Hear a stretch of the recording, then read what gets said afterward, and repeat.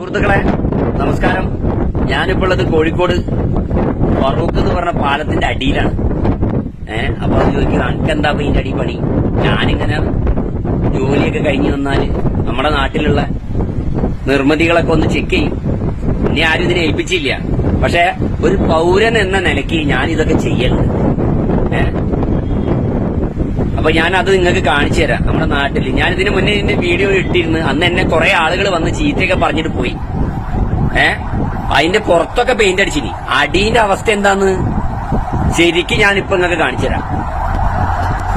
ഒട്ടനവധി വാഹനങ്ങൾ യാത്ര ചെയ്യുന്നതാണ് ഫറൂഖ് പാലത്തിന്റെ. എങ്ങനെയുണ്ട് തുരുമ്പ്? കണ്ടാ, അടന്ന് വീഴുകയാണ്. മനസ്സിലായ? ഈ കാണുന്നത് ഇങ്ങോട്ടേക്ക് പോകുന്നതിനനുസരിച്ചിട്ട് എന്താന്ന് സ്ഥിതി കണ്ടോ? ഇല്ലാണ്ടിയായി പോയിക്കൊണ്ടിരിക്കുകയാണ്. കണ്ടോ? പിന്നെ ഉൾഭാഗമൊക്കെ ദ്രവിച്ചിട്ട് ഇനി ദ്രവിക്കാനില്ല. മഴയും വെയിലും വെയിൽ കൊള്ളൂല, ഉപ്പുകാറ്റ് ഏറ്റിട്ടാണ് ഇത് ദ്രവിച്ചു പോയത്. ഇപ്പം ഇംഗ്ലീഷുകാരെ നല്ലൊരു നിർമ്മിതിയാണ്. 100 വർഷത്തിന്റെ പുറത്തൊക്കെ കഴിഞ്ഞിട്ടുണ്ട് ഇത്. അടിഭാഗമൊക്കെ ദ്രവിച്ചു കിടക്കുകയാണ്. അധികാരികളെ ഇത് എത്രയും പെട്ടെന്ന് വന്നൊന്ന് കണ്ടീഷൻ ആക്കണം. നാട്ടുകാരുടെ ജീവൻ വെച്ച് കളിക്കരുത്. കണ്ടോ ജനങ്ങളെ, നിങ്ങൾ ഇതൊക്കെ ഒന്ന് ഷെയർ ചെയ്യണം.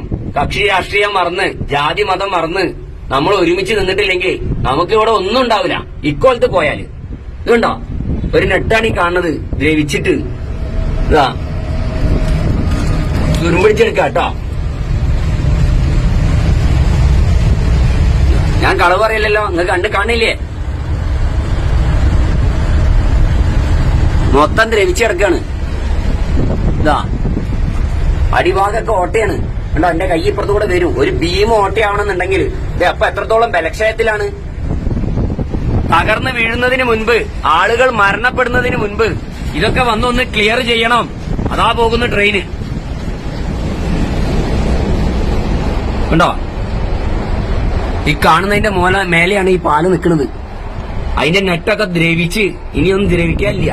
ഇതിന്റെ ബീം ഉള്ള പാലത്തിന്റെ അതൊക്കെ പിന്നെയും കുറച്ചെങ്കിലും ഉണ്ട്. കേട്ടോ, എന്താ ഇപ്പൊ ഇതിന്റെയൊക്കെ അവസ്ഥ?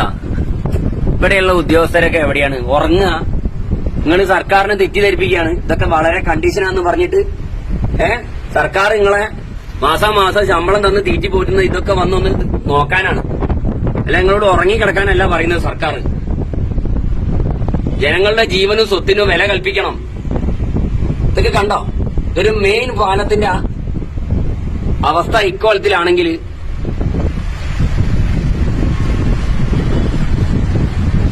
എനിക്കിപ്പോ എല്ലാ പാലത്തിന്റെ അടിയിലൊന്നും വന്ന് നോക്കിക്കാൻ കഴിയില്ല.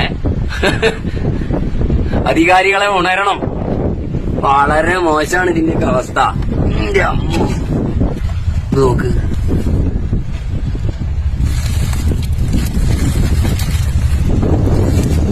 തുരുമ്പിടിച്ചിട്ട് എന്താന്നുള്ളത് ആ റിബേറ്റൊക്കെ പോയി. കണ്ടോ ദൈവമേ, എന്തായിരിക്കും ഇനി അവസ്ഥ? ആർക്കും ഒന്നും പറ്റാഞ്ഞാ മതിയായിരുന്നു.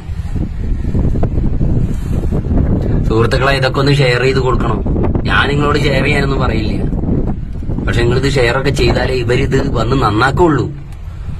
ഇതുണ്ടോ, ഓട്ടയാണ്. ഓട്ട, വലിയ ഓട്ട.